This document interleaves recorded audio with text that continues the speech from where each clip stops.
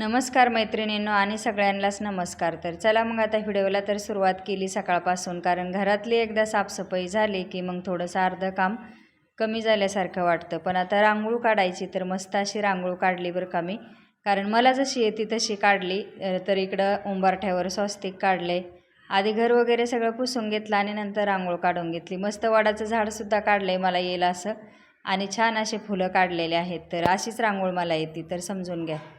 त्याच्यानंतर आता इकडं देवपूजेला पण सुरुवात केली। मस्त दिवाबत्ती लावून घेतली, कळस वगैरे तांब्या घासून घेतला आणि त्यातलं पण पाणी बदलून घेतलं आणि तांब्यातलं पाणी तुळशीला घातलं। तुळशीला पाणी घातल्याच्या नंतर दिवा वगैरे लावला आणि मस्त आता इकडं गॅसवर चहा ठेवलेला आहे। तर असं सकाळी सकाळचं वातावरण पण खूप छान झालं होतं, तुम्हाला बाहेर आल्याच्या नंतर दाखवते थोडंसं। तर आता इकडं सकाळी रात्री पाऊस चालू होता रात्रभर, आणि मस्त इथं तुळशीला अगरबत्ती लावून घेतली, छानपैकी दर्शन घेतलं सकाळी सकाळी। आणि इकडं आमचं आळूचं पान पण खूप मोठं झालेलं आहे, तर अजून बाकीचे पानं थोडेसे मोठे झाले तर ते सुद्धा मी एका दिवशी काढताना तुम्हाला दाखवीन, आणि मस्त वड्या वगैरे बनवून परत। तर आता तुम्हाला तर सांगितलं आहे मी बऱ्याच वेळा की हे पानं मी गावावरून आणलेत, मातीसुद्धा गावावरून आणली। तर चला असं वातावरण पाहिलं आणि मस्त चहाची तलब झाली। तर आता चहा काय मी जास्त घेत नाही, पण थोडासा आता कोरा चहा चालू केला आहे, दुधाचा चहा बंद केला आहे। आणि 2-3 वेळा म्हणजे 2-3 वेळा न पिता एकच वेळा फक्त सकाळी।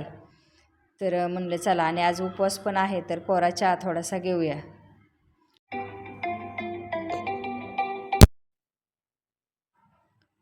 आता इथे चहा उकळलेला आहे आणि 2 कपामध्ये वाटला आहे वैष्णवीला आणि मला, दोघी जणीला। तर सकाळी सकाळी असा छानसा कोरा चहा, थोडासा दुधाचा चहा पिल्यापेक्षा हा चहा पिला ना तर पित्त वगैरे ॲसिडिटी होत नाही। ज्याला तलप आहे जास्त चहा पिण्याची आणि दुधाच्या याने त्रास होत असेल तर खरोखरच असा काळा चहा पेत जा, बिनदुधाचा। तर मग मस्त असा चहा उकळून घेतला आहे आणि चला मग निवांत चहा बसून पिते। चहा ठेवलाय तिथं, मला पण घेतलाय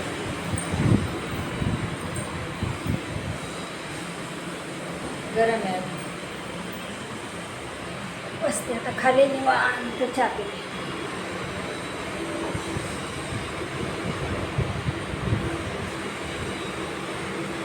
गरम आहे।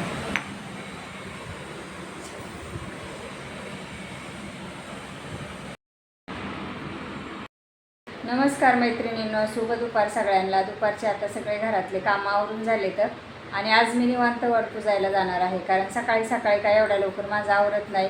मग घरातले कामं, त्याच्यानंतर स्वयंपाक वगैरे आवरून घेतला आणि म्हणलं आता निवांत जाऊया वडपूजायला। तर बरेचशा ह्याच्यामध्ये मोबाईलमध्ये यूट्यूबला याला सांगतात की सकाळचा मुहूर्त आहे, सकाळचं झाल्याच्या नंतर दुपारी पण आहे। तर म्हणलं चला दुपारच्या मुहूर्ताला तर जाऊया आपण। तर साडी वगैरे मी साधीच म्हणजे आपली हलकी अशी घातली आणि मस्त थोडासा मेकअप केला आहे, जास्त काय केला नाही। कानातले वगैरे घातले तर, आणि हार घातला आहे आणि मंगळसूत्र, बस एवढंच। तर साडी कशी वाटते ती कमेंटमध्ये नक्कीच सांगा। चॅनलला ज्यांनी सबस्क्राईब केलं नसेल ते करून घ्या आणि लाईकसुद्धा करा। तर आज आहे वटपौर्णिमा। वटपौर्णिमेच्या सगळ्यांना खूप खूप शुभेच्छा, महिलांना खास करून सगळ्या महिलांना। आणि मस्त आज वडाची पूजा वगैरे करायला जायचं आहे। तर आता अजून मला ताट रेडी करायचं आहे, घरातले कामं आवरून माझा मेकअप करून घेतला आहे आणि हलकी अशी साधी सिंपल साडी घातली। काठपदर काय साडी मी घातली नाही, एकदम साधी घातली। तर ती पण कमेंटमध्ये सांगा कशी वाटते ती, आणि हलका फुलका असा मेकअप तो पण कसा वाटतोय तो कमेंटमध्ये सांगा। तर चला मग राहा व्हिडिओमध्ये। आणि आता वडाला पूजायला जायची तयारी करीत आहे। सगळं सामान मी घेतलं आहे ते पण तुम्हाला दाखवते, काय काय साहित्य घेतलं आणि आमच्याकडे काय काय वडाला पूजायला नेतात ते पण दाखवते। तर चला मग राहा व्हिडिओमध्ये। आणि आजचा व्हिडिओ तर तुम्हाला माहीतच आहे, वटपौर्णिमेविषयीच होणार आहे। तर बाकीचं काय थोडंफार दाखवील, आणि वडाला गेल्याच्या नंतर मग तिकडचं सुद्धा शूटिंग काढणार आहे। तर चला मग राहा व्हिडिओमध्ये। आमच्या घरापासून किती लांब वड आहे, किती हे ते तुम्हाला दाखवते। तर चला मग आता सकाळचे सगळे कामं बिमं आवरून घेतले तर, आणि दुपारचं मग म्हणलं चला मेकअप वगैरे करू आणि मस्त वडाला जाऊ। तर मेकअप पण कसा वाटला आहे तो पण सांगा बरं का, म्हणजे आपला साधा सिंपलच आहे, लय काय असं भारी नाही। पार्लरमध्ये वगैरे जाऊन आपला घरगुती पॉन्ड्स वगैरे लावली, क्रीम लावली, बस एवढाच मेकअप असतो माझा। आणि साडी पण मला साधीच आवडते, एकदम जास्त हेवी घातली ना तर मलाच पोटात मळमळ व्हायला लागते। त्याच्यामुळं मी हलकी फुलकी साडी घातली आणि मस्त आता वडाची तयारी, वड पुजायला जायची तयारी चालू आहे. चला मग राहा व्हिडिओमध्ये आणि मस्त व्हिडिओ पहा. तुम्हीसुद्धा वटपौर्णिमेला नसेल महिला गेल्या तर तुम्हीसुद्धा दुपारच्या मुहूर्त आहे, दुपारी गेलात तरी चालेल. वडाला जाण्याची सर्व सामान आता इथं मी एका मोठ्या ताटामध्ये भरून ठेवलेले आहे व्यवस्थित, कारण कधी कधी लक्षात राहत नाही एखादी वस्तू, म्हणून मग एक एक वस्तू आठवणीने ताटामध्ये ठेवून घेतली मी. तर नारळ वगैरे, आंबा, त्याच्यानंतर आमच्याकडे पीठ पण नेतात, डाळ पण नेतात, गूळ पण नेतात आणि खोबऱ्याची वाटीसुद्धा घेऊन जातात. आणि दिवा वगैरे मी लावून घेतला आहे, तर दिवा आहे ना तुपामध्ये लावला आहे थोडासा. आणि मस्त इथं फुलं वगैरे कालच आणले होते, नारळसुद्धा आणलेला आहे. आणि लगेचच आता वड पुजायला मी निघाले, खाली आले सोसायटीच्या तिथं. आणि मग माझी मैत्रीण पण आहे इथं, तर त्यांना पण बोलवलं, मग त्या पण आल्या, त्या पण माझ्यासोबत. आम्ही दोघी मिळून आता इथं हनुमान मंदिराच्या तिथंच मस्त असं छान पटांगण आहे आणि तिथंच वड पण आहे. तर आता इथं किती मोकळं वातावरण आहे आणि गर्दीसुद्धा नाही, कारण इकडं भरपूर वडाची झाडं आहेत ना, त्याच्यामुळं मग वाटून वाटून बायका सगळीकडे जातात. तर अजिबात गर्दी नव्हती, मस्त पूजा करायला मिळाली. त्याच्यानंतर मग काय खाली बसून निवांत वडाला पाणी वगैरे घातलं, त्याच्यामुळे पूजा करायला आता सुरुवात करणार आहे.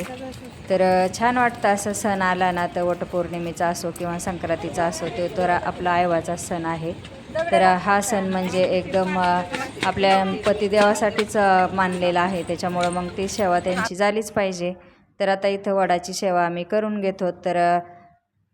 तर आपल्या नवऱ्यासाठी दीर्घ आयुष्य आपण मागतो वडाची पूजा वगैरे करून, आणि संक्रांतीलासुद्धा तेच वाण वगैरे देऊन ते सुद्धा हेच असतं. तर असं महिलांचा सण वर्षातून 2-3 वेळा म्हणजे एकदम चांगला असतो. त्याच्यामुळं मग आपण म्हणतो 7 जन्मी हाच नवरा मिळू दे, अशी प्रार्थना करतो वडाला पूजा वगैरे करून. तर बघ आता पुढचं काय सांगू शकत नाही कसं असेल, पण आता जे पहिलं आलेलं आहे तेच ठरलं जातं, तर म्हणजे तेच पुढं साजरा केलं जातं.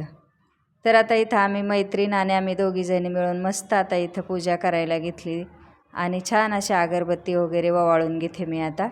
तर ओटी वगैरे तर आणली होती, ती पण भरून घेतली. आणि आता इथं 7 जन्माजन्मी हाच पती मिळो ही प्रार्थना चालू आहे. तर आता 7 फेरे मारायचे आणि त्या फेऱ्याभोवती फेरे मारताना सांगायचं की देवा मला 7 जन्माजन्मी हाच पती मिळू दे.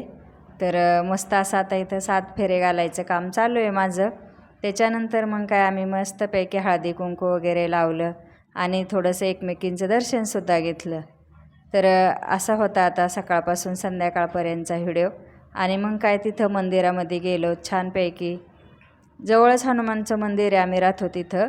तर हनुमंताच्या मंदिरात गेलोत आणि मस्त तिथंसुद्धा अगरबत्ती फुलं वगैरे मी नेले होते.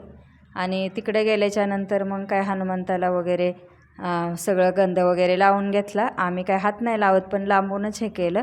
आणि इथं गणपती बाप्पाची मूर्ती आहे, तिथं पण फुलं वगैरे वाहिले. आणि इकडं महादेवाची पिंडसुद्धा आहे खाली, तर तिथंसुद्धा चांगलं हळदी कुंकू ते लावून घेतलं, फुलं वाहिले.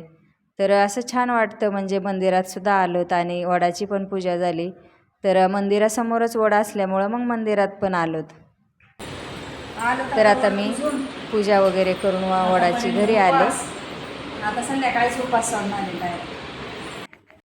तर आता जवळजवळ आम्हाला 4 वाजले वड पुजायला आणि 4 वाजता मग वड वगैरे पुजून आलं वडाला आणि घरी आले आताशी. तर घामाघूम झाले. रात्रभर पाऊस होता, पण आता पाऊस नाही, इकडं ऊन पडलं आहे. तर झाली आता वडाची पूजा.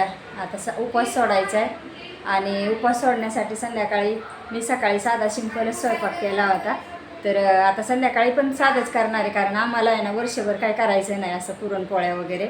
आमचे सासरा वारलेले येते तर सगळ्यांना माहितीच आहे, त्याच्यामुळं असं म्हणतात की वर्षभर काय करायचं नसतं. म्हणून मग आम्ही पुरणपोळी वगैरे मी काय केली नाही.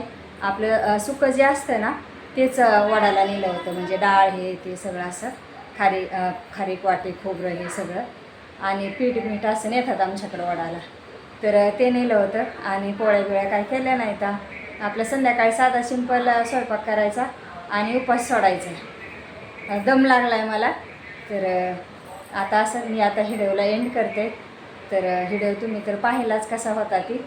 आणि आता परत भेटूया उद्याच्या व्हिडिओमध्ये. तोपर्यंत सगळ्यांना बाय बाय.